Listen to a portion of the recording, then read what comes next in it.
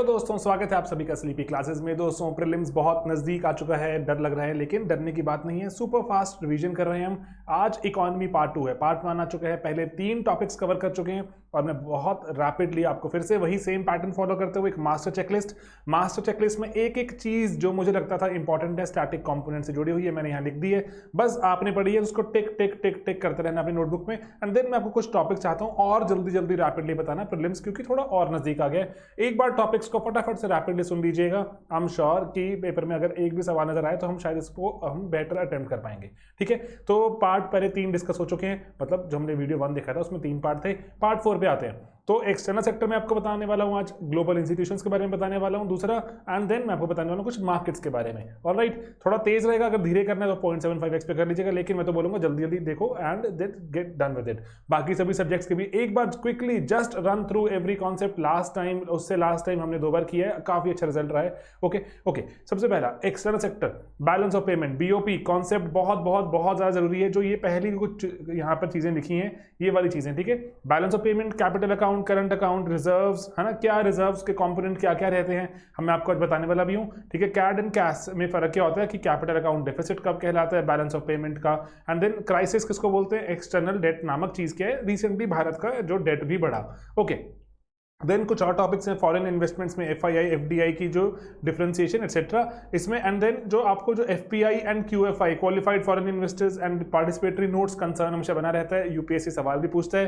And then जो आपके पास जो पी नोट्स को कंसर्न्स के ब्रॉड अगर देखें तो ये करेंसी रिजीम्स, हमारे पास fix currency regime, floating and managing, है ना, मैनेज्ड करेंसी रिजीम रहता है, हमें पता होना चाहिए। ठीक है, एक्सचेंज रेट में आप देखें डेप्रिसिएशन अप्रिसिएशन क्या होती है, डिवैल्यूएशन रिवैल्यूएशन क्या होती है, बस टिक टिक लगा लिया सर मुझे आता है। नीर एंड रीर हमने डिस्कस किया हुआ है, इको सर्वे में बात भी की हुई है, थोड़ा आइडिया होना चाहिए। कन्वर्टेबिलिटी ऑफ रुपी में अगर हम बात करें जो करेंसी में, कि इंडिया में कन्वर्टेबिलिटी करंट अकाउंट की एंड कैपिटल अकाउंट की अलग अलग है, एंड कैपिटल में थोड़ी लिमिटेड है। Okay, then hard currency, soft and hot heated currencies क्या रहती हैं, स्टैंडर्ड डेफिनेशंस एग्जाम में सवाल नजर आते हैं और पूछते हैं इसमें से कौन सी हॉट करेंसी है, इसमें से कौन सी हार्ड करेंसी है, एटसेट्रा डेफिनेशन पूछ लेते हैं, तो घबराने की बात नहीं है। ठीक है, फॉरेन एक्सचेंज रिजर्व्स में देखें, then dumping, import tariff, OGL, and then restricted list and negative list, है ना, जैसे हम जो फ्री ट्रेड एग्रीमेंट्स करते हैं तो उसके पहले हमारी नेगेटिव लिस्ट, पॉजिटिव लिस्ट क्या क्या बन जाती हैं। Then Indian basket price of crude oil, India की बास्केट में कौन से चीज आती है, कितना सल्फर कंटेंट हाई है, कितना लो है, इसको स्वीट क्रूड जो सार क्रूड बोलते हैं। लास्ट टाइम हमने टॉपिक कवर किया था जो वेस्टर्न टेक्सास इंटरमीडिएट वाला, यूपीएससी ने सवाल भी पूछा। ठीक है, ओके, देन आईएफएससी रट लेना है, लेकिन मैं आपको थोड़ा सा क्विकली आज बताऊंगा भी। ठीक है, एंड देन एनआईआईएफ कवर कर चुके हैं सभी, एंड यूपीएससी सवाल भी पूछ चुका है, invest India and IBEF. Okay, then कुछ अपडेट्स इस साल और इंपॉर्टेंट हो जाती हैं। रुपी में अगर हम देखें तो हमारे पास जो रुपी को लेके, कन्वर्टेबिलिटी को लेके हमारे इशू चलते रहते हैं। एंड दोस्तों एक इंपॉर्टेंट चीज है यहाँ पर, अगर मैं इसको बताऊं आपको, तो पर्टिकुलरली जो गिफ्ट सिटी में हम चाह रहे हैं कि हमारे यहाँ पर अब ट्रांजैक्शन हो, बहुत सारे हमारे जो रुपी को लेके जो ट्रांजैक्शंस होती हैं वो सभी कहाँ पे हो रहे हैं, जो फॉरवर्ड्स हो रहे हैं वो कहाँ पर हो रहे हैं, जो या तो यूएस में या लंदन में, है ना, या सिंगापुर में। तो अपने देश में चाहते हैं कि अपने देश में भी हो, तो इसलिए हमने रुपी की अभी हम ट्रेडिंग चाहते हैं, नॉन डिलीवरेबल फॉरवर्ड्स कहते हैं, तो वो गिफ्ट सिटी में चाहते हैं हम करना। ओके, ठीक है, तो रुपी डेरिवेटिव्स। एंड देन जो ग्लोबलाइजेशन बढ़ेगी घटेगी, है ना, स्टैटिक सवाल पूछे जाते हैं ऐसे वाले, कि थोड़ा सा थ्योरेटिकल, थोड़ा सा ऐसे लगता है हमें कि सर इसमें क्या सॉफ्ट से जो इश्यूज होते हैं ना, कि थोड़ा मेंस ओरिएंटेड, लेकिन प्री में पूछ लेते हैं। ठीक है, एंड देन क्रूड का फ्यूचर, जो फॉरेक्स बढ़ रहे हैं हमारे, एक्सटर्नल कमर्शियल बोरोविंग्स हमारी बढ़ी या घटी, क्या जो इस पे रेमिटेंसेज मैं आज बात भी करूंगा, इस पे एग्जिम बैंक की भी बात है, line of credit, and then GSP, trade privilege, जो ट्रंप एडमिनिस्ट्रेशन ने हमारा जो ट्रेड प्रिविलेज हमसे जो वापस छीन लिया था।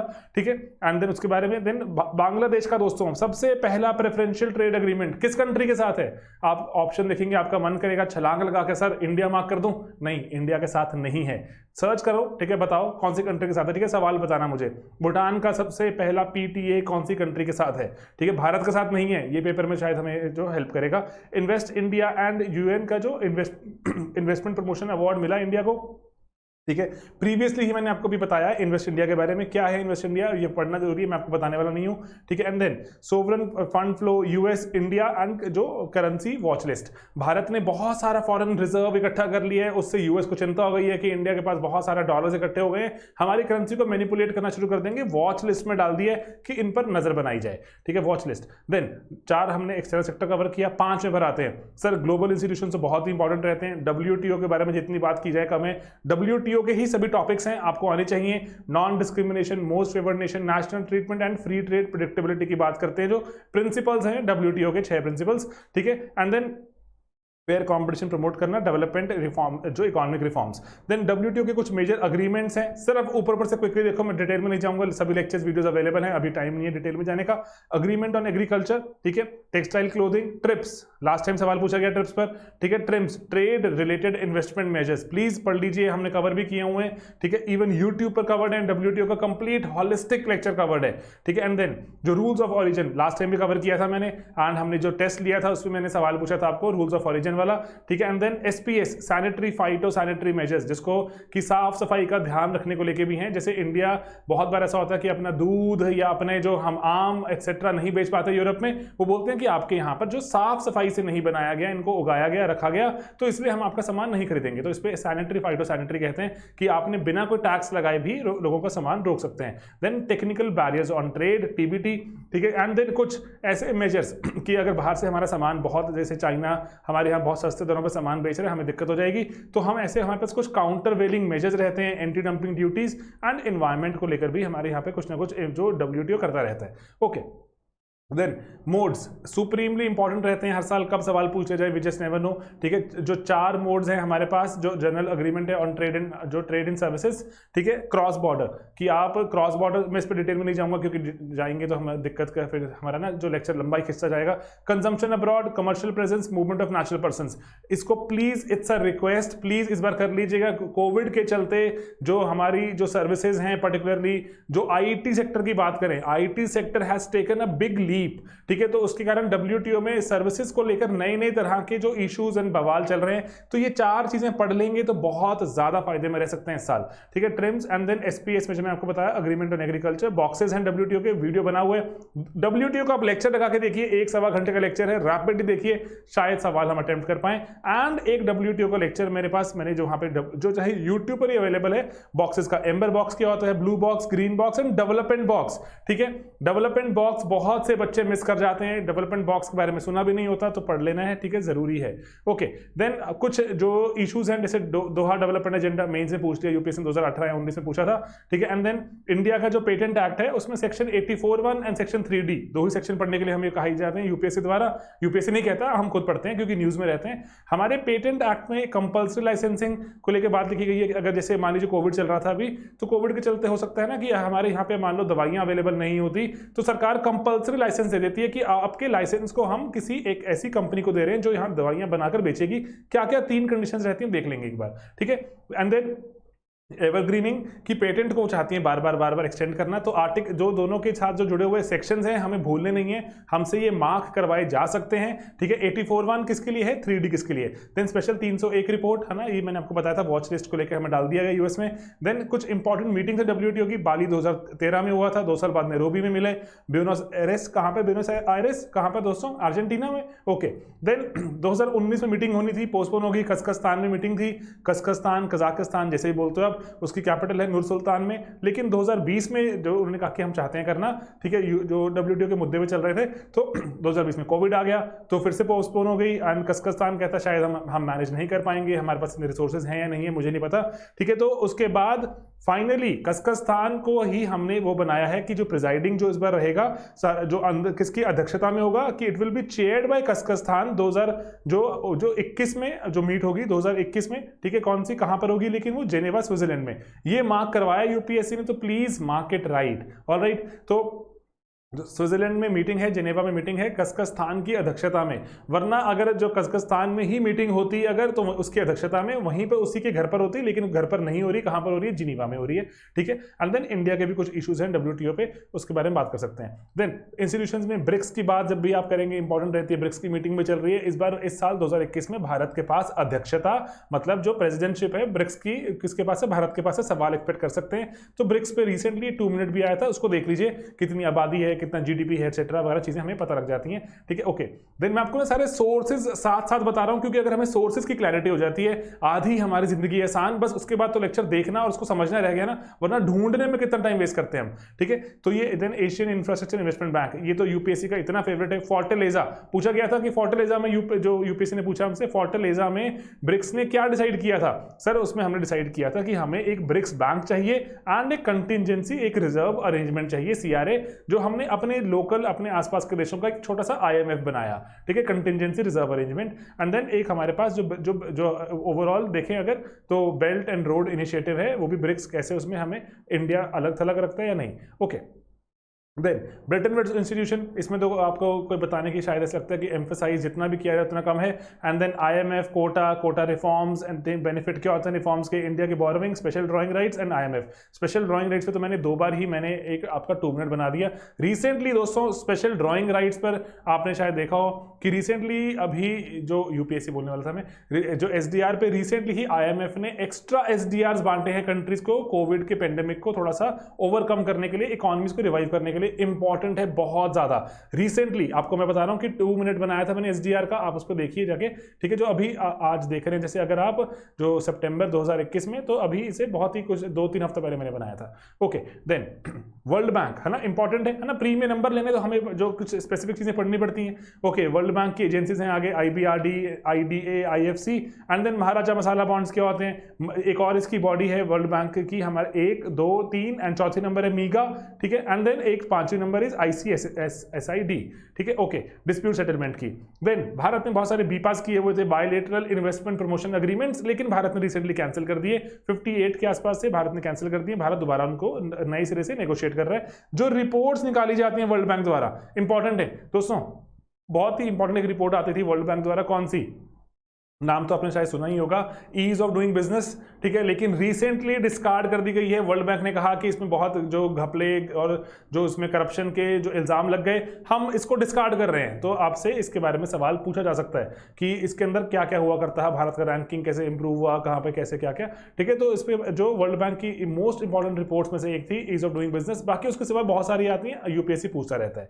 ओके, देन इंपॉर्टेंट इंस्टीट्यूशंस में एशियान, भारत का एशियान से ताल्लुकात, RCEP भारत ने मना कर दिया, हम ज्वाइन नहीं करेंगे, ठीक है। एंड देन ADMM जो एशियान के डिफेंस मिनिस्टर्स की मीटिंग होती है। एंड देन सार्क है ना, सार्क तो भारत का जो भारत एक ऐसी जगह पर जहां भारत चाहता है कि थोड़ा दबदबा बनाया जाए, सार्क, ठीक है। और कितनी कंट्रीज हैं, कौन, देखो एक लेवल पर जब आप तैयारी कर रहे हो ना दोस्तों, मैं आपको चाहता हूं बताना कि आपको सार्क कंट्रीज, एशियान कंट्रीज, जो ये कुछ इंपॉर्टेंट है, ब्रिक्स हैं, ऐसे 5 या 6 मोटे मोटे से इंस्टीट्यूशंस हैं जो हमारे आसपास हैं, जिसमें भारत इंपॉर्टेंट एक जो पोजीशन रखता है ना। तो इनकी आप ना जो क्या रखो कि इवन की आपको पता होना चाहिए कैपिटल्स कहां पर हैं। एक लेवल पे अगर आपको तैयारी करनी है, वो 2 एक्स्ट्रा नंबर निकालने, तो एक्स्ट्रा एफर्ट है, तो आपको उनकी कैपिटल्स पता होनी चाहिए। कैपिटल्स के बाद नॉर्थ से साउथ भी आपको पता होना चाहिए, कौन सी इक्वेटर के ऊपर, कौन सी इक्वेटर के नीचे। थोड़ा मैप भी देखोगे, आधा घंटा लगाओगे, हो सकता है एग्जाम में सवाल आए, आप क्रैक कर पाए, ठीक है। ओके, देन सार्क के इश्यूज एंड देन एशियान और सार्क के बारे में बात करते हैं। अशकाबाद अग्रीमेंट भारत ने ज्वाइन कर लिया, यूपीएससी ने सवाल पूछ लिया मेंस में। आपको लगता है ना कि सर ये क्या बताई जा रही है, अशकाबाद यूपीएससी ने पूछ लिया, ठीक है। चाबहार पोर्ट इंपॉर्टेंट है। TIR कन्वेंशन की जो हमारे ट्रक्स फ्रीली मूव कर सकते हैं अक्रॉस वेरियस कंट्रीज, वो कन्वेंशन भारत ने ज्वाइन किया। एंड ओपन पैसिफिक स्ट्रैटेजी जो Indian Ocean Rim Association mains में पूछा जाता है।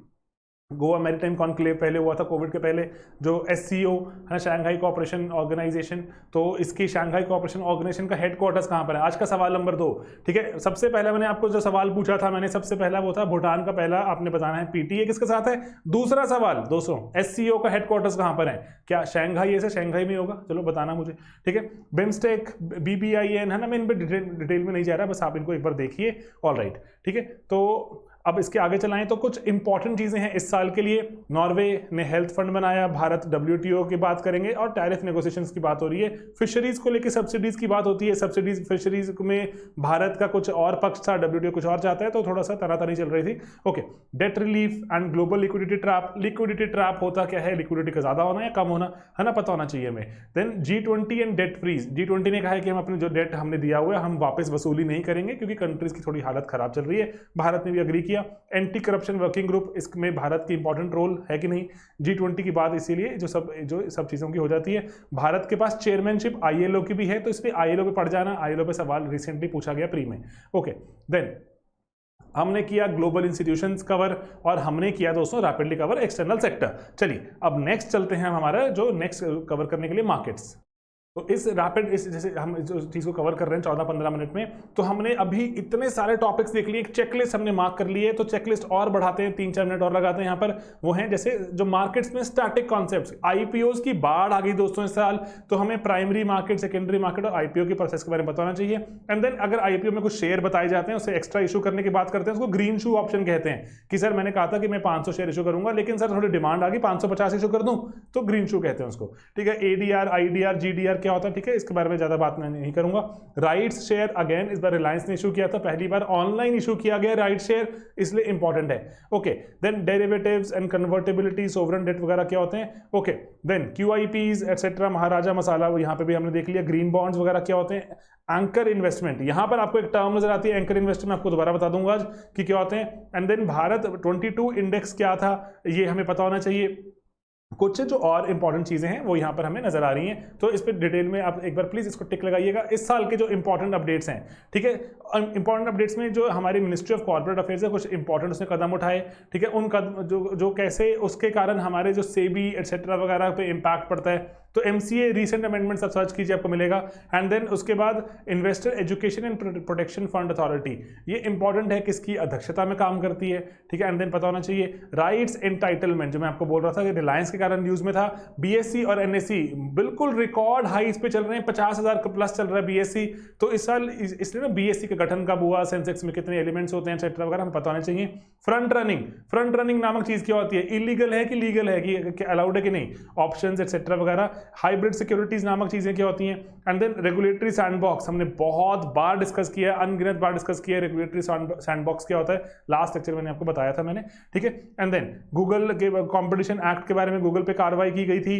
एंड देन उसके बाद अगर देखें तो ऑल्टरनेटिव इन्वेस्टमेंट फंड्स, एनकृषि इंडेक्स, है ना, एनकृषि इंडेक्स क्या चीजें कैप्चर करता है पता होना चाहिए हमें, ठीक है। ओके, कुछ रेशोज हैं, जैसे आपको जो हमेशा, जैसे लास्ट टाइम भी UPSC रेशो पूछी, मैंने आपको लास्ट लेक्चर में भी एक रेशो के बारे में बताया था, ठीक है। And then capital adequacy etcetera वगैरह की बात करें तो ये पूछ इंटरेस्ट कवरेज रेशो, जैसे UPSC ने लास्ट टाइम पूछा था इंटरेस्ट कवरेज रेशो के बारे में। ओके, एंड इंपॉर्टेंट एक रेशो की बात यहाँ पे हो रही है, तो जैसे भारत का मार्केट कैप था, जितनी की सारी कंपनीज मिला लीजिए, उन कंपनीज का अगर हम जो सारा जो टोटल मार्केट कैप देखें, GDP पहली बार देखा गया कि भारत में, जैसे पहले भी एक बार हो चुका है, लेकिन अभी सस्टेन्ड पीरियड के लिए 100% प्लस चल रहा है। क्या भारत ऐसी पहली कंट्री है? नहीं, 4 और कंट्रीज भी हैं जिनका मार्केट कैप GDP से ज्यादा है, तो इसलिए भारत में लेकिन ये ज्यादा होना मतलब कि भारत के फ्यूचर के बारे में अच्छी यहां पर जो उम्मीद जताई जा रही है कि कंपनीज के जो शेयर्स हैं ऑल टाइम हाई चल रहे हैं, क्योंकि फ्यूचर की प्रेडिक्शन अच्छी है। ओके, देन एक क्विक रिमाइंडर, हमने जो 3 टॉपिक कवर किए थे, जैसे बेसिक्स में GDP etcetera, inflation and markets, तो वहां पर PPI, CPI, WPI, paradox of thrift,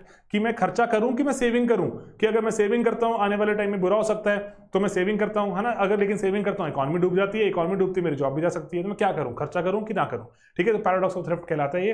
and then global financial system report कौन निकालता है, देखना जरूरी, ठीक है। यहाँ पे तो GDI, GII, GSNI, है ना, कुछ ही इंडेक्स हैं, इंडेक्सेस हैं, ग्रॉस नेशनल हैप्पीनेस, कौन सी एजेंसीज निकालती हैं हमें पता होना चाहिए, लिख के रखें बस, ठीक है। क्लाइमेट, जो रेजिलिएंट एग्रीकल्चर, फैक्टर इनकम, जैसे लास्ट टाइम आपको फैक्टर पे पूरा बिल्ली बता दिया था, ठीक है। And then Bhim, recapitalisation bonds, recapitalisation bond भी मैंने लास्ट टाइम आपको थोड़े से एक्सप्लेन किए थे क्या होते हैं, कि जहां पे हम बैंक्स में पैसा डालना शुरू करते हैं, क्योंकि बैंक्स में जो ओनर्स का पैसा ही नहीं होगा, तो ओवरऑल देखें तो बैंक कितने वल्नरेबल हो जाते हैं। Okay, demographic trap, what is demographic trap, sir हमने डिविडेंड सुना हुआ, ट्रैप क्या होता है, ठीक है। वर्ल्ड ट्रेड स्टैटिस्टिकल रिव्यू कौन निकालता है, नेशनल फाइनेंशियल स्विच क्यों इंपॉर्टेंट है, ATM चलाता है देश के दोस्तों, ये UPSC सवाल पूछ चुका है। इंडिकेटिव प्लानिंग में क्या फर्क है, ठीक है, टॉपिक्स हैं सिर्फ ये। ओके फ्लाई ऐश, बायोफ्यूल, समाधान, एपेक एटसेट्रा एटसेट्रा, प्लीज आप इनको देखिए। ओके, देन कुछ टॉपिक्स फटाफट से करते हैं अभी हमें चलते हुए, अगर देखूं मैं तो कुछ 17-18 मिनट हो गए शायद, है ना। तो कुछ टॉपिक्स रैपिडली चलाते हैं, ठीक है, प्लीज साथ साथ रहिएगा। और अगर लगे कहीं पर थोड़ा दिक्कत आ रही है तो आप उसको पॉज करके रिवाइंड करके जैसे मुझे देखिए एंड पीडीएफ में पढ़िए, डिटेल में लिखा हुआ है। ओके, सबसे पहला डीजीएफटी ने कुछ आप जो ट्रेड को फैसिलिटेट करने के लिए किया, मैं आपको चाहता हूं यहाँ पे सिर्फ इंपॉर्टेंट चीजों पे फोकस करवाना।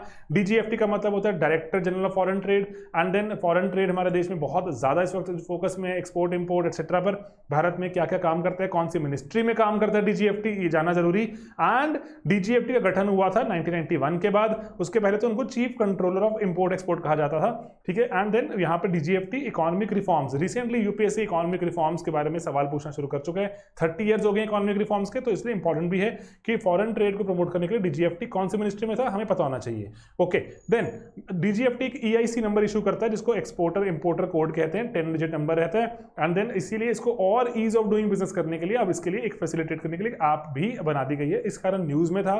भारत बहुत अग्रेसिव स्टेप ले रहा है अपने एक्सपोर्ट इंपोर्ट को तेज करने के लिए। ओके, हमारे देश में गिफ्ट सिटी है, आपको पता है गिफ्ट सिटी एग्जिस्ट करती है हमारे देश में, गुजरात में, अहमदाबाद में। अहमदाबाद में दोस्तों कौन सी नदी गुजरती है, साबरमती। साबरमती के किनारे बसाई गई एक सिटी, जहां पर हम चाह रहे हैं कि जो भी अगर हमारे देश में के लोगों को अगर कोई इंटरनेशनल फाइनेंसिंग वाली कोई चीज चाहिए, हमारे देश में दुकान खुली हो, कहां खुलेगी वो दुकान दोस्तों, वो गिफ्ट सिटी में खुलेगी, अहमदाबाद में। ओके, तो खुल चुकी है, गिफ्ट सिटी का एक्ट भी आ चुका है, तो बनाया जा चुका है। वहां पर एनबीएफसीज, हमारे देश के एनबीएफसीज को भी वहां पर अभी काम करने की इजाजत मिल गई है, ठीक है। एंड देन ये इंपॉर्टेंट है कि आपसे पूछा जाएगा गिफ्ट सिटी में सिर्फ बैंक्स ऑपरेट कर सकते हैं, ये कर सकते हैं सर, एनबीएफसी भी कर सकते हैं। ओके, ठीक है, तो एनबीएफसी कर सकते हैं आईएफएससी में। तो एंड इंपॉर्टेंट क्या है कि यहां पर देखें तो हमारे देश की एनबीएफसीज हैं जो नॉन बैंकिंग फाइनेंशियल कंपनीज रहती हैं, इनको इंटरनेशनल एक्सपोजर मिलेगा, इंटरनेशनल क्लाइंट्स मिलेंगे, तो इनका जो देखें ओवरऑल जो असेट की जो डाइवर्सिफिकेशन है वो भी अब डाइवर्सिफाई हो सकती है।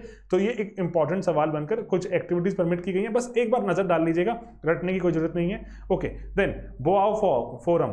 बोआओ फोरम क्या होती है दोस्तों, जैसे आपने सुना होगा कि WEF वर्ल्ड इकोनॉमिक फोरम भी एक जो मीटिंग ऑर्गेनाइज करता है, ठीक है। एंड देन बाजल में करता है, जहां भी करता है, तो वो वहाँ पे क्या करते हैं, दुनिया भर के जो बुद्धिजीवी इंटेलेक्चुअल लोग आते हैं, प्रधानमंत्री भी हमारे गए थे वहाँ पर, तो वहाँ बैठ के बातें करते हैं कि क्या भविष्य है जो इंसानियत का, मैनकाइंड कहाँ जा रहा है, इंडस्ट्रीज कहाँ जा रही हैं, वर्कर्स क्या करें एक्सेट्रा।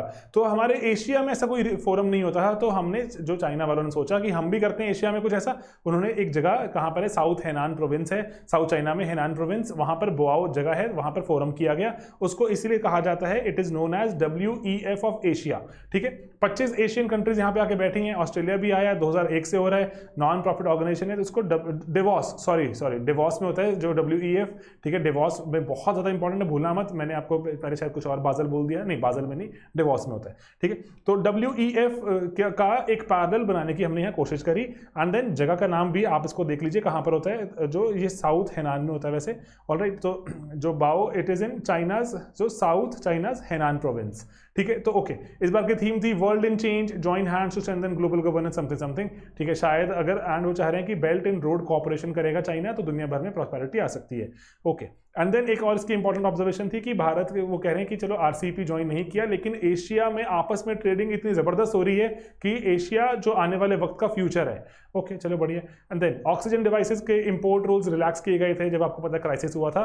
एंड देन इंपॉर्टेंट इसमें बात जानने वाली क्या है, वो है लीगल मेट्रोलॉजी रूल्स। तो मेट्रोलॉजी रूल्स जानने जरूरी क्यों है, जैसे ना मेडिकल इक्विपमेंट्स वगैरह रहती हैं, इनको इंपोर्ट करते हैं तो देखना जरूरी रहता है कि जो इनके जो मीट्रिक्स बताए जा रहे हैं कि अच्छा ये इतना ml की हैं, ये इतना जो पर्टिकुलर एयर सक करती हैं नहीं करती हैं, इतना आपको ऑक्सीजन प्रोवाइड करती हैं, बिल्कुल एग्जैक्ट होना चाहिए। अदरवाइज मेडिकल डिवाइसेस अगर एग्जैक्ट नहीं होंगी तो हमारी हेल्थ के इश्यूज और एग्रेवेट हो सकते हैं उस क्रिटिकल सिचुएशन में। तो इसीलिए इसको लेके रूल्स रहते हैं। और ये आपको जो यहाँ पर बात इसलिए जाननी जरूरी है कि जो लीगल मेट्रोलॉजी, अगर जो रूल्स की अगर हम बात करें, कमोडिटीज की बात करें, कौन से डिपार्टमेंट में आता है, डिपार्टमेंट ऑफ कंज्यूमर अफेयर्स, ठीक है, ministry of corporate affairs and जो department of consumer affairs. And then वहां पर एक एक्ट है हमारे पास, लीगल मेट्रोलॉजी एक्ट, ठीक है। तो लीगल मेट्रोलॉजी एक्ट के अंदर ये रूल्स हैं, उनको अमेंड किया गया था, थोड़ा सा रिलैक्स किया गया था। रिलैक्स क्यों किया गया था कि आप, क्योंकि उस वक्त ऑक्सीजन क्राइसिस एक्सेट्रा जो चल रहा था, तो उसमें यह था कि आप जल्दी जल्दी बाहर से सामान मंगवाइए, जो बढ़िया जो कंपनीज हैं जो पहले सामान भेजती रहती हैं, हम जल्दी से जल्दी हॉस्पिटल सामान पहुंचाएं, वो सही जो पैमाने पर सही बैठती है नहीं बैठती, हम 30 दिन बाद डिसाइड कर लेंगे, अभी हम क्राइसिस से निपटते हैं, ठीक है। तो ये जरूरी है। ओके। तो चलिए इसके नेक्स्ट पे चलते हैं। Remittances important. अब ऐसा था कि कोविड चल रहा है, कोविड के चलते शायद हमारे देश के नागरिक बाहर काम करते हैं और वो पैसा वापस भेजते हैं हमें इंडिया में, शायद ही कम हो जाएगा। एंड उम्मीद थी कि ऐसे उम्मीद क्या थी, रादर मतलब थोड़ा सा डिसअपॉइंटेड एक न्यूज़ थी। डिसअपॉइंटिंग न्यूज़ क्या थी कि अब ओवरऑल जैसे दुनिया भर में पेट्रोलियम प्राइसेस वगैरह भी कम है, तो मोस्ट लाइकली सऊदी अरब, कुवैत में हमारे देश के जो बहुत सारे लोग काम करते हैं उनकी भी जॉब जाएंगी एंड अकॉर्डिंगली रेमिटेंसेस कम हो जाएंगी। लेकिन हुआ क्या, उल्टा हुआ कि अभी हमारे देश की जैसे लास्ट ईयर देखें, लास्ट ईयर भारत ने 83.3 बिलियन डॉलर्स रेमिटेंसेस में रिसीव किया था। इस साल भी हमने 83 बिलियन डॉलर्स रिसीव किया। Again we are number 1 in the world. जो इम्पैक्ट लिया है सबसे ज्यादा वो चाइना ने लिया है, चाइना सेकंड है लेकिन काफी पीछे चला गया। एंड देन हमसे रैंकिंग पूछी जा सकती है कि कोविड के कारण भारत में ड्रास्टिकली ड्रॉप हुआ, नहीं ड्रास्टिकली ड्रॉप नहीं हुआ। इंडिया राइजिंग ट्रेजेक्टरी पे था, थोड़ा सा नीचे आया लेकिन जरा सा नीचे, ठीक है ओके। तो ऐसे ट्रेंड वगैरह पूछे जाते हैं। मैक्सिको एंड देन जो फिलीपींस है, उसके बाद Egypt, then Pakistan, France and Bangladesh. Okay, तो ये कौन सी रिपोर्ट में पता लगता है? वर्ल्ड बैंक की ही रिपोर्ट है। मैंने आपको कहा था वर्ल्ड बैंक की रिपोर्ट बतानी चाहिए। माइग्रेशन एंड डेवलपमेंट ब्रीफ, ठीक है। तो ये जो रिपोर्ट का नाम है माइग्रेशन एंड डेवलपमेंट ब्रीफ, उसमें ही बताया गया कि भारत की देखें तो जो भारत से रेमिटेंसेस जो बाहर गई हैं, जो भारत में अगर लोग बाहर के काम करते हैं वो 7 बिलियन डॉलर्स ही है। लास्ट टाइम 7.5 था, ठीक है। थोड़ी सी कहते हैं उनकी भी घट गई लेकिन ज़्यादा कोई फर्क नहीं पड़ा। हमें भी बाहर से जो आता था पैसा थोड़ा सा ही फर्क पड़ा।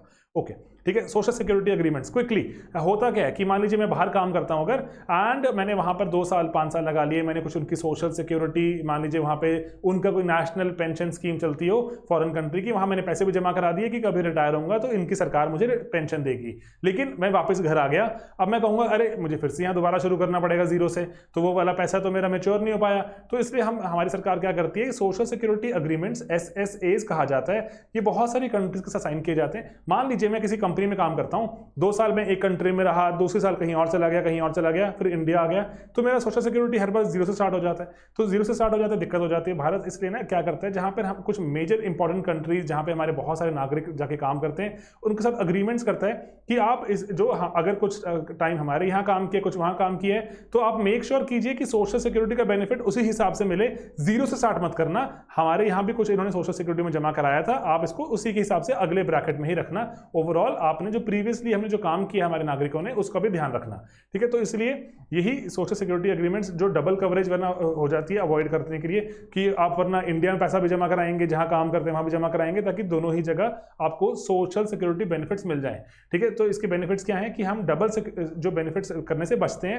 एंड देन एक्सपोर्टेबिलिटी की रेमिटेंसेस वगैरह जो भेजना, जैसे अच्छा आपने वहां 3 4 5 साल काम किया था, ओके, अब वहां के जो आपने प्रोविडेंट फंड में पैसा जमा कराया था, भारत के इसमें जमा हो जाए, ऑटोमेटिकली ट्रांसफर हो जाए, तो ट्रांसफर हो जाएंगे, ठीक है। एक्सपोर्टेबिलिटी आ जाती है। एंड देन टोटलाइजेशन भी हो जाती है कि आप एग्रीगेट करते हैं, अच्छा 3 साल आपने वहां काम किया, 4 साल वहां काम किया, टोटल काम देखते हैं कितना काम किया आपने, अकॉर्डिंगली आपको इंश्योरेंस बेनिफिट्स एक्सेट्रा सब कुछ मिलने शुरू हो जाते हैं, ठीक है। बढ़िया चीज है। तो भारत ने ऐसे किया हुआ है। तो ऐसे पे आपको सवाल आए तो ये बायलेटरल अग्रीमेंट्स ही करते हैं, हर कंट्री से जाके हमारे मिनिस्टर्स बैठ के जो विचार विमर्श करके अग्रीमेंट्स करते हैं। ओके, इंपॉर्टेंट क्यों है? क्योंकि जो ब्रिक्स कंट्रीज में भी इस बार जो एम्प्लॉयमेंट वर्किंग ग्रुप की मीटिंग हुई, वो हमारी, मैंने आपको बताया भारत के पास इस बार प्रेसिडेंसी है 2021 में, तो भारत ने ये मुद्दा उठाया था कि हम ब्रिक्स कंट्रीज में भी आपस में सारे SSA साइन करें, तो इस पर भी बात हुई थी, तो इसलिए SSA इंपॉर्टेंट है। ओके, देन भारत में दोस्तों एक ना बात चल रही है बहुत टाइम से कि हमें जो लेबर को कोड है, पूरा लेबर का कोड हम रीडिफाइन कर रहे हैं, बहुत सारे एक्ट्स बना दिए गए हैं उसको लेके, जो इतने सारे जो हमारे पास जो लॉज हुआ करते हैं उनको कंबाइन करके जो 4 स्पेसिफिक तरह के कोड्स हमने बना दिए, ठीक है, लेबर के कोड। तो अब उसमें से एक बात ऐसे चल रही है कि मिनिमम वेज और फ्लोर वेज होने चाहिए। तो अब इसमें फर्क क्या है मिनिमम और फ्लोर वेज में? लिविंग वेज क्या होती है, आप सर्च कीजिए living, what is a living veg, तो मैं आपको फटाफट से इसमें से जो डिफरेंस समझाता हूं। जो अब नेशनल लेवल पे जो लॉ बन रहा है, तो नेशनल लेवल पे बोल रहे हैं कि हम, जो सरकार बोल देगी, हमारी जो सेंटर वाली गवर्नमेंट है वो बोल देगी कि कम से कम आप मान लीजिए 170 रुपए आप डेली का जो वेज तो देंगे ही देंगे जिसको भी आप भर्ती करेंगे, ठीक है, दैट इज फ्लोर वेज। उसके बाद स्टेट बाय स्टेट वेरी कर सकता है, हो सकता है महाराष्ट्र बोले कि अच्छा मैं 200 रुपए दूंगा, हो सकता है कि कोई स्टेट बोले मैं 210 दूंगी, कोई और बोल सकता है मैं 230 दूंगी, ठीक है, that could be your minimum wage. लेकिन जो हमारे नेशनल लेवल पे हमने डिसाइड कर दिया that will be called floor wage, उससे कम नहीं दे सकते आप, ठीक है। तो यही जो रिसेंटली, इसलिए अभी रिसेंटली जो ministry of labour and employment ने एक एक्सपर्ट ग्रुप बैठाया था, एंड देन उसके बाद उन्होंने कहा था कि हम नेशनल एक फ्लोर मिनिमम वेज चाहते हैं कि नेशनल लेवल में जो कहीं भी जाएंगे इससे कम नहीं मिलेगा, इसके ऊपर जो भी स्टेट डिसाइड करें they can vary amongst themselves, कोई स्टेट ज़्यादा महंगी होती है, कहीं पे कोई कम होता है, ठीक है, अकॉर्डिंगली। तो इसलिए ये बेंचमार्क है, इससे कम आप नहीं देंगे, गेटिंग इट। तो फ्लोर वेज नेशनल लेवल का सबसे मिनिमम है, एंड देन जो आपका मिनिमम वेज है वो स्टेट लेवल पर है, लेकिन फ्लोर वेज से ऊपर ही रहेगा, ठीक है, ये आप डिफरेंस कभी मत भूलना। ओके, देन वीसीसी मॉडल, तो ये वेरिएबल कैपिटल कंपनी बनाई जाती है। बहुत ज्यादा इसमें मैंने कंटेंट डाल दिया, आपको अगर और पढ़ना होता है ना, मेरे बच्चों को बहुत घबरा जाते हैं ऐसी चीज सुन के। वेरिएबल कैपिटल दोस्तों, अब होता क्या है, जैसे ना हमारे देश में इन्वेस्टमेंट बैंकिंग एक्सेट्रा बहुत बढ़ रही है, तो ऑल्टरनेट इन्वेस्टमेंट फंड्स की भी बहुत सारे बनते रहते हैं। कोई हेज फंड में इन्वेस्ट कर रहा है, कोई डिफरेंट तरह के, कोई लैंड को में जाके इन्वेस्ट करना चाहता है ना, तो नए नए तरह के इन्वेस्टमेंट मॉडल्स आ रहे हैं अब। तो अब AIF ऑल्टरनेट इन्वेस्टमेंट फंड्स बहुत सारे बन रहे हैं। तो लेकिन अब मान लीजिए अगर मैं मान लो मैं AIF चलाता हूँ, मैं कोचिंग सेंटर चलाता हूँ, लेट्स से मैं UPSC का, मुझे हरियाणा का कोर्स भी बेचना है, मुझे पंजाब का भी बेचना है, सब में डिफरेंट रिक्वायरमेंट्स हैं, मुझे UPSC का बेचना है एक्सेट्रा, डिफरेंट रिक्वायरमेंट्स हैं, तो मुझे डिफरेंट तरह से मैनेज करने के लिए कोई थोड़ी मुझे चाहिए ना, फ्रीडम चाहिए। तो मैं अगर मुझे मान लो सरकार बोले कि नहीं आप सभी को एक ही कोर्स पढ़ाएंगे, सभी को एक ही तरह से रखेंगे, कहूँगा सर सरकार जी ऐसे मत कीजिए, क्योंकि डिफरेंट चीज़ों की डिफरेंट रिक्वायरमेंट्स हैं। तो ऐसे ही AIF अगर देखें, कोई लैंड में अगर AIF ने कुछ इन्वेस्टमेंट अपनी लैंड वाले मॉडल में की हुई है, कुछ हेज फंड में की हुई है, मान लो किसी बिटकॉइन में की हुई है, एग्जांपल ले लेते हैं, ठीक है। तो ऐसे डाइवर्सिफाइड तरह से मैं कैसे एक ही तरह के मैं कैपिटल मॉडल पर चला सकता हूँ, हो सकता है मेरे को इसके लिए कुछ अलग सिस्टम चाहिए, इसके लिए अलग, इसके लिए अलग। तो सिंगापुर ने क्या किया 2020 में, उन्होंने कहा कि हम वेरिएबल कैपिटल एक कंपनी बना सकते हैं जिसमें आप कैपिटल को ऊपर नीचे कर सकते हैं बहुत रैपिडली, मतलब ओनर्स के पैसे को ऊपर नीचे कर सकते हैं बहुत रैपिडली, आपको सरकारी अप्रूवल्स नहीं चाहिए बार बार, ठीक है। वेरिएबल कैपिटल हो सकता है आपका। एंड देन डिफरेंट तरह की, यहां पर देखो आप कि डिफरेंट तरह की जो आपके एसेट टाइप्स हैं, पूल ऑफ एसेट्स हैं, उनकी इफेक्टिव सेग्रीगेशन कर सकते हो आप। अच्छा, लैंड वाला मेरा थोड़ा सॉलिड है, इसको मैं अलग से चाहता हूं रखना, एंड देन उसके बाद में जो बिटकॉइंस वाले मैं अलग से चाहता हूं रखना इनमें, क्योंकि इनकी जो रिस्क जो फैक्टर्स अलग अलग तरह से हैं।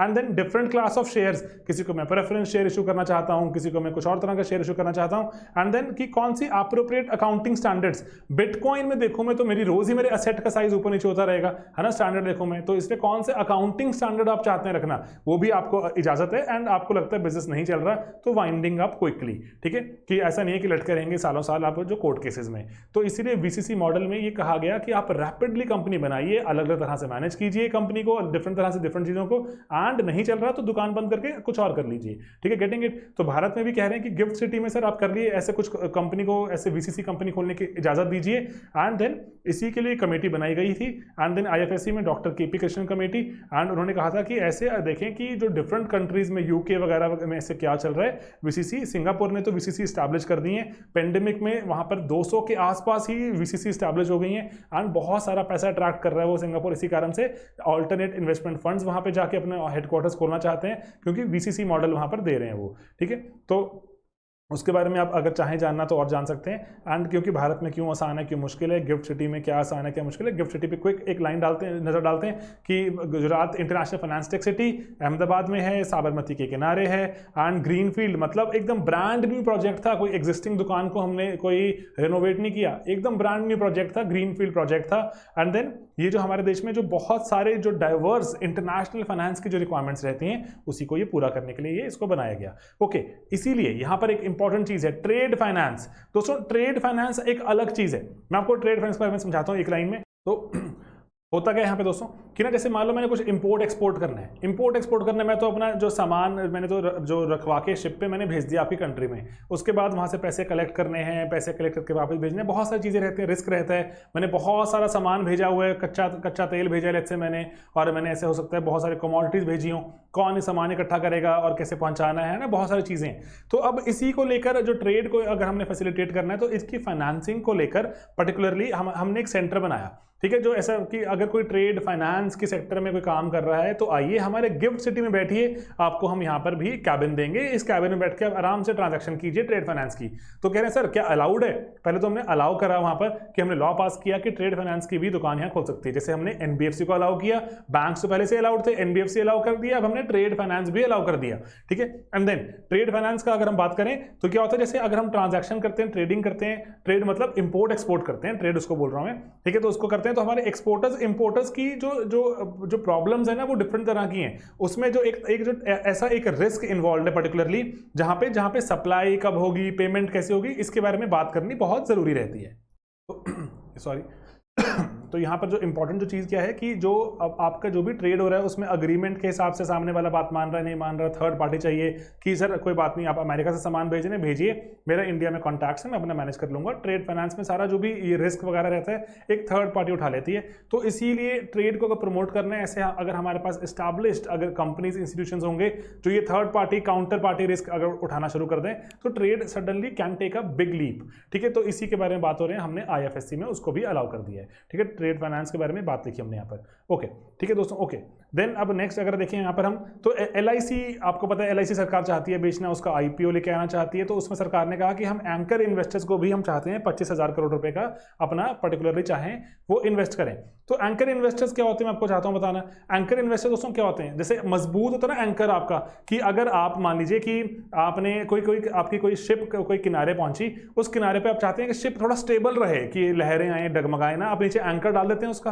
ठीक है, एंकर डाल देते हैं तो उससे होता क्या, शिप एकदम रॉक सॉलिड हो जाती है, लगता है कि हाँ मजबूत हो गया, अब हिलेगी नहीं। तो सिमिलरली जब कोई IPO लेकर आता है तो हम चाहते हैं कि IPO में भी इस तरह के कुछ इन्वेस्टर्स हों, कि जैसे अगर मेरे जैसा आम इंसान हो वो कहे अच्छा इन्होंने भी इन्वेस्ट किया हुआ है, तो बड़े इंसान है, तो ठीक है मैं भी लगा देता हूँ पैसा, इस बड़े इंसान ने पैसा लगा दिया तो मैं भी लगा देता हूँ, अच्छी कंपनी होगी कोई। तो एंकर इन्वेस्टर्स वो सॉलिड वो मजबूत इन्वेस्टर्स हैं। लेकिन अब यहाँ पे कुछ सेबी के लॉज भी हैं जो हमें जानने चाहिए। सेबी कह रहा है कि ना कोई भी IPO में जो क्वालिफाइड इंस्टीट्यूशनल बायर्स होते हैं वो 50% से ज्यादा शेयर नहीं खरीद सकते। ठीक है, तो अगर 100 शेयर की बात हो रही है उसमें से QIBs के पास कितने जाएंगे, 50।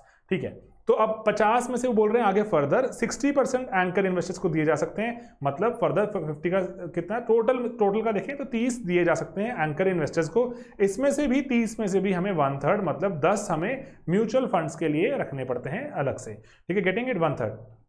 एंड देन जो कितने एंकर इन्वेस्टर आने हैं कितने नहीं, कोई लिमिट नहीं है इस पर, गेटिंग इट। तो बस ये थोड़ा सा बात इसका ध्यान रखना, तो ये इंपॉर्टेंट है, बाकी तो निटी-ग्रिटी तो बहुत सारी रहती हैं। ऑलराइट, तो एंड देन एंकर इन्वेस्टर के बारे में एक और खास बताता हूँ आपको मैं, कि आप कहेंगे सर ये तो बड़ा ऐसा हो सकता है ना कि पहले से ट्रांजेक्शन की हो, कि सर आप कोई बात नहीं है एक बार अपना पैसा डाल दीजिए एंड जैसे ही IPO आएगा उस दिन सारा पैसा निकाल लेना। नहीं, ऐसा नहीं होता।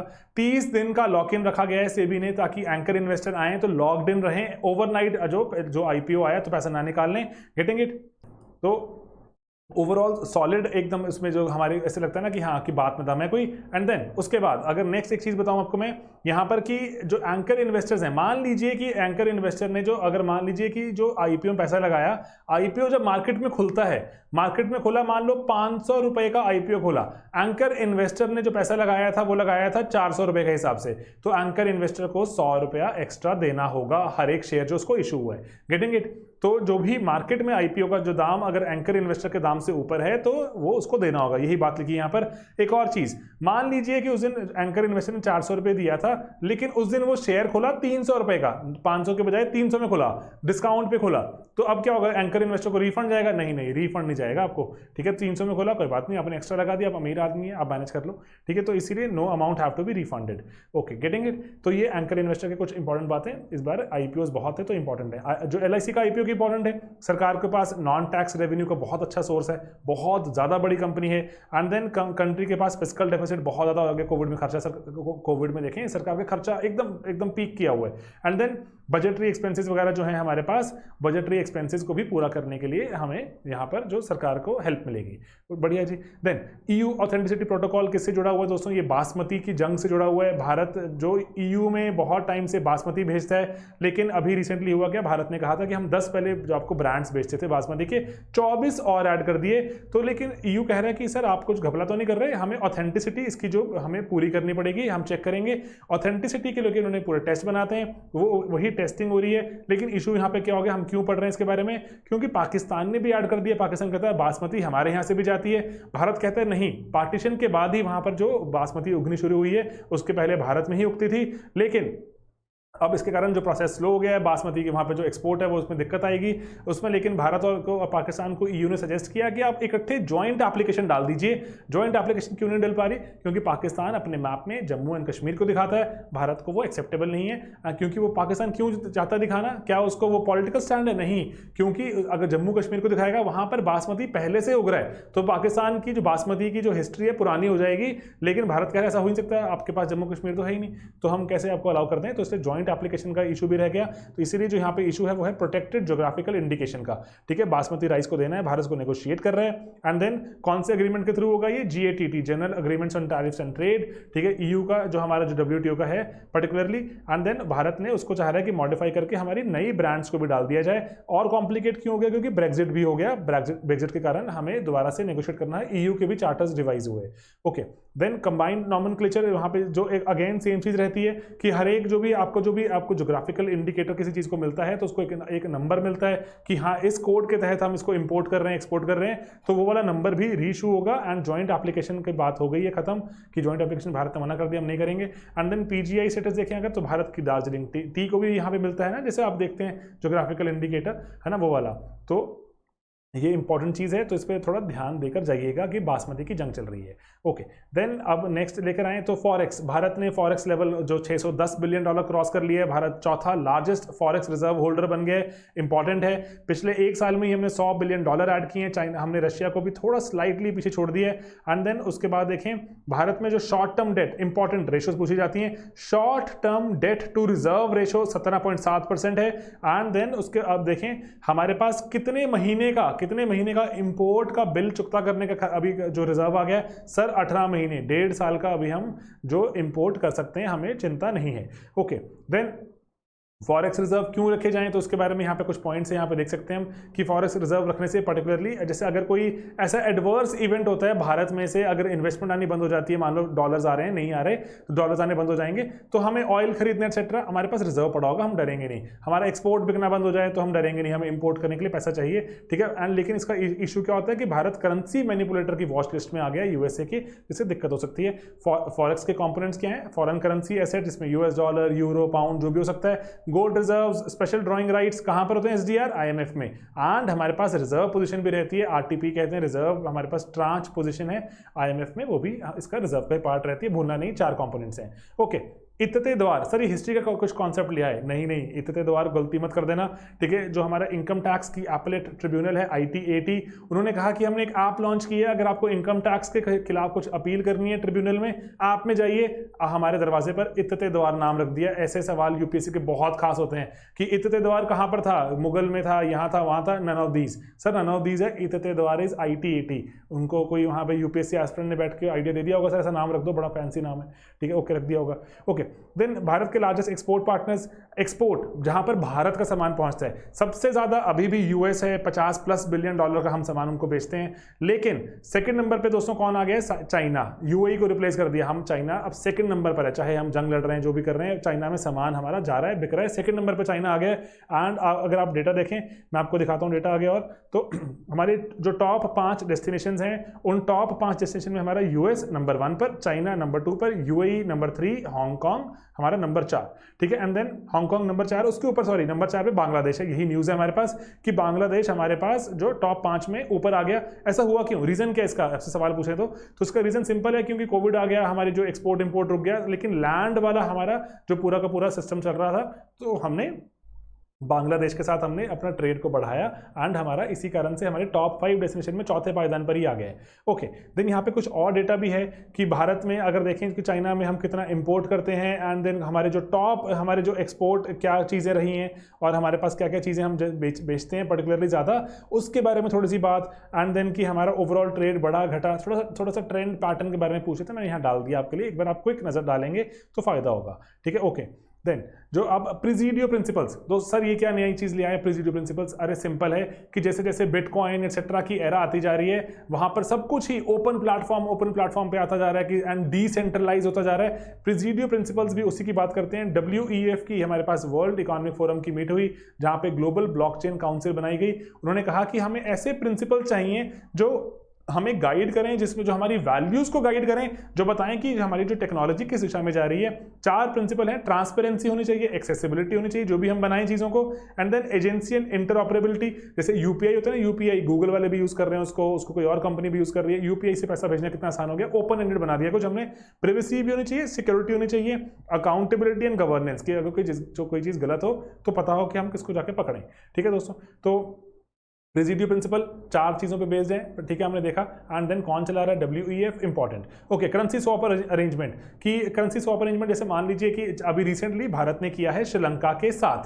ठीक है, कि अब क्या होगा, श्रीलंका में चल रहा है इकोनॉमिक क्राइसिस, तो श्रीलंका वाले कह रहे हैं कि सर आपने काम कीजिए कि हमारे पास ना फॉरेन करेंसी नहीं है, आप हमें सामान भेज दीजिए, हम आपको श्रीलंकन रुपये में पे कर दें। हम कहेंगे सर कर दो, चलो ठीक है, हमारे पास एक करेंसी स्वैप अरेंजमेंट है। कहेंगे लेकिन भारत कहता है सर एक लिमिट है, $1 बिलियन तक का ही हम एक्सेप्ट करेंगे, उसके बाद नहीं।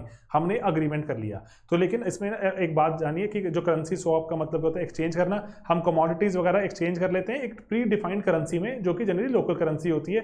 डॉलर यूरोस खत्म हो जाते हैं तो हम करते हैं। ठीक है, ओके, BOP क्राइसिस में जनरली देखने को मिलता है। इंपॉर्टेंट, भारत ने 2019 में रिवाइज किया फिर से, मतलब पहले से भारत के RBI ने सार्क के साथ किया हुआ था कि हम करेंसी के स्वैप अग्रीमेंट करेंगे। एंड देन कितने का किया हुआ, $2 बिलियन का, कि जो हमारे सार्क नेशंस हैं इनको कभी दिक्कत आ जाए तो अपनी लोकल करेंसी हमें दे देना, हम आपको डॉलर्स दे देंगे, या फिर आपको इंडियन रुपी चाहिए, जो भी चाहिए हम आपको अरेंजमेंट दे देंगे। Getting it? तो जो डिटरमिन्ड टर्म्स पे हमने कर दिया, उसी के तहत हमारे जो श्रीलंका के प्रधानमंत्री जी ने, जो भी प्रेसिडेंट जी ने कहा हमारे प्रधानमंत्री को, सर हमें प्लीज $1 बिलियन हमें प्लीज सप्लाई कर दो, हमारे यहाँ पे बहुत दिक्कत चल रही है पैसे की। ठीक है, बढ़िया। तो इसलिए हमने सवाल देखा, लास्ट टाइम हमसे यूपीएससी ने भी पूछा था वैसे। ओके, एग्रीकल्चर को एक्सपोर्ट को फैसिलिटेट करने का सेंटर, पहला सेंटर हमारे देश में पुणे में खुल चुका है, नाबार्ड की मदद से खोला गया है। ऑल राइट सर, ये पूरे हमारे एग्रीकल्चर एक्सपोर्ट को प्रमोट करेगा, हमने बात देख ली। Then department of public enterprise, ये मर्ज हो गया है किसमें साथ, मिनिस्ट्री ऑफ फाइनेंस के साथ। मिनिस्ट्री ऑफ फाइनेंस में पहले 5 इंपॉर्टेंट डिपार्टमेंट थे, ये डिपार्टमेंट F है, छठा डिपार्टमेंट।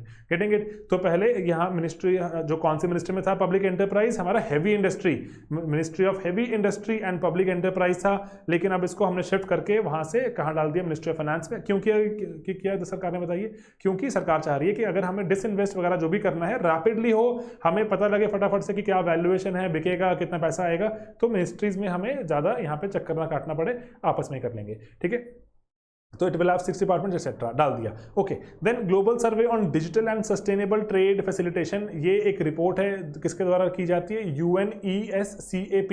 ठीक है, इंपॉर्टेंट चीज है यहाँ पर बस कि आपको ऐसे कोई आर्बिट्ररी कोई चीज को मार्क मत कर देना। इंडिया और UNESCAP की रिपोर्ट है, जिसमें ये बात की गई कि भारत ने बहुत बढ़िया काम किया है। वो कह रहे हैं किसी अमीर OECD कंट्री से भी जो बेहतर भारत ने काम किया है, ट्रांसपेरेंसी में भारत के इतने नंबर एक्सेट्रा।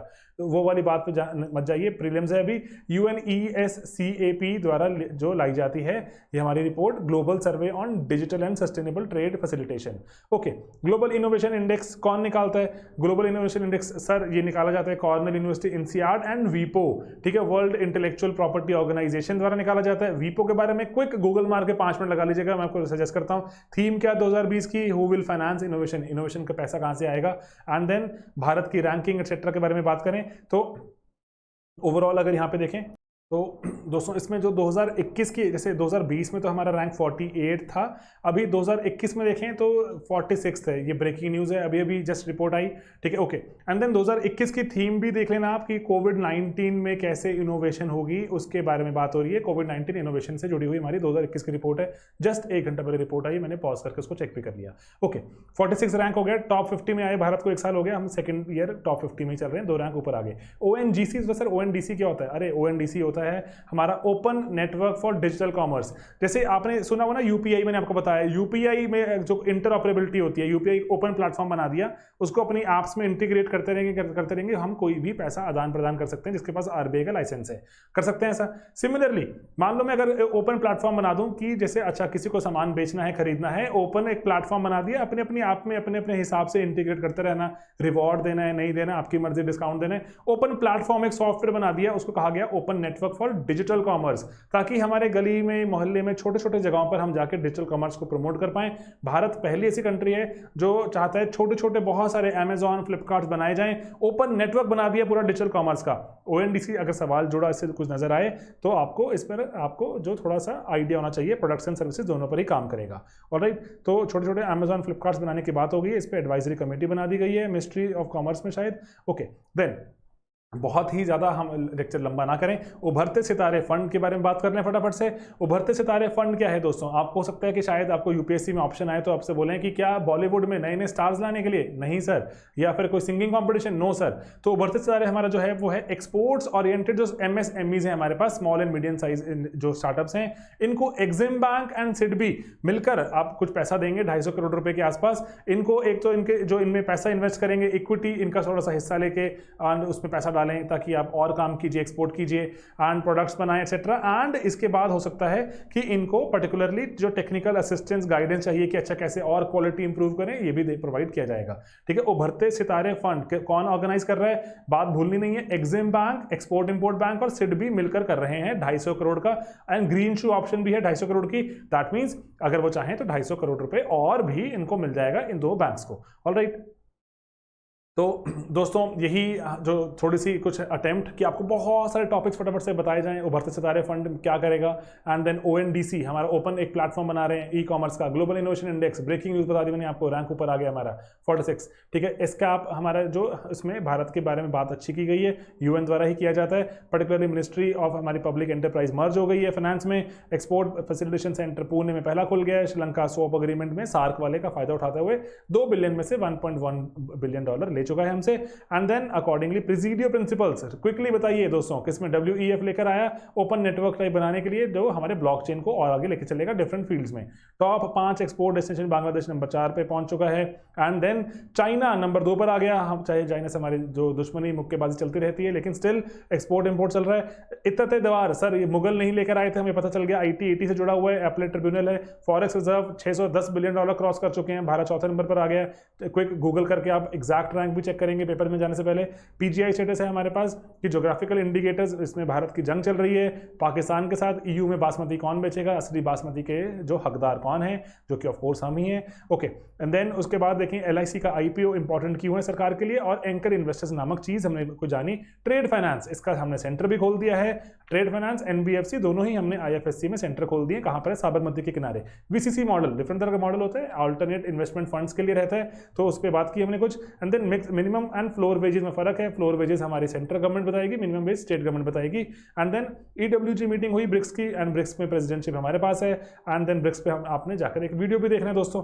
SSA क्या होते हैं हमारे पास? सोशल सिक्योरिटी अग्रीमेंट्स रहते हैं, हम कंट्रीज करते हैं हमारे लेबर की हेल्प करने के लिए। ओके, इंडिया ने जो रेमिटेंसेस में कोई कमी नहीं यहाँ पे देखने को मिली, और हमने हमारे घर से भी पैसा जो बाहर गया वो भी उसमें कोई खास कमी नहीं है। इंडिया नंबर 1 चल रहा था, नंबर 1 रहेगा। लीगल मेट्रोलॉजी एक्ट देखें तो कंज्यूमर अफेयर्स में आता है, ऑक्सीजन वाले के कारण न्यूज में था। एंड देन बाओ जो आपको Boao what it is WEF of our Asian regions. ठीक है, वो कहाँ पे होता है? डिवोर्स में। ओके, देन गिफ्ट सिटी में NBFCs को कुछ अलाउ कर दिया। DGFT के बारे में हमने जाना। DGFT क्यों इंपॉर्टेंट हो जाता है? क्योंकि DGFT ने ऐप लेकर आया, लेकिन 1991 को हुए 30 साल हो गए, इससे DGFT के बारे में सवाल आ सकता है। आप क्विक इस पर नजर मारेंगे। ठीक है, ऑलराइट। देन मैंने आपको कुछ जो सवाल पीछे कहे थे पढ़ने के लिए, वो जो आपको कुछ जो टर्म्स कही थी, सॉरी टर्म्स नहीं कही थी मैंने आपको, दो सवाल पूछे थे, मैं खुद भूल गया कौन से थे। आप जाकर उसको रिवाइज कीजिएगा, कौन से सवाल थे ढूंढिएगा, एंड प्लीज कॉमेंट में बताइएगा। एंड ज़्यादा स्लो है, ज़्यादा तेज है, मैं तो चाह रहा हूँ बस हम ज़्यादा से ज़्यादा चीज़ें आपको बताएं कि बच्चों के अगर हम आगे एक हम प्रेजेंट कर देना कि आप कम से कम ये पढ़ के जाओ, तो बच्चे पढ़ जाते हैं, चाहे वो 6 के बजाय 8 के 10-12 घंटे लगा लें, पढ़ लेते हैं। ठीक है, लेकिन अगर उनको पता ही ना हो कि सर हम पढ़ें क्या ना पढ़ें एक्सेट्रा, तो बेचारे घूमते रहते हैं, थोड़ा तंग होते रहते हैं। कोर्सेज एक्सेट्रा सभी में ही हम ये करने की कोशिश करते हैं, लेकिन अभी प्री का लास्ट मिनट है, तंग नहीं होना ज़्यादा। ठीक है, रिवाइज करना है, चीज़ों को ज़्यादा रिविजिट करना है, रिटेन करना है। ऑलराइट, और भी बहुत सारे इनिशिएटिव्स तो आते ही रहेंगे अभी, लेकिन फोकस करो, आप प्री निकालो, मेंस में मिलेंगे। ऑलराइट, चलिए ज़्यादा टाइम नहीं दूंगा आपका मैं। Bye bye, all the best.